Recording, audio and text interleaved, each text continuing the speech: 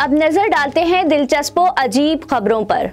भारत में अनोखा वाकया पेश आया। अपनी साड़ी बचाने के लिए मां ने बेटे की जिंदगी खतरे में डाल दी। भारतीय मीडिया के मुताबिक यह वाकया रियासत हरियाणा के शहर फरीदाबाद में पेश आया। मां ने साड़ी उठाने के लिए बेटे को बेडशीट से बांधकर 10वें फ्लोर से नीचे उतार दिया। निचली मंजिल पर मौजूद मकान काफी अरसे से बंद था, इसलिए खातून ने साड़ी उठाने के लिए अपने बच्चे की जान की बाजी लगा दी। वायरल वीडियो देखने वालों ने गैर जिम्मेदाराना तर्ज अमल पर वालिदा को तनकीद का निशाना बनाया।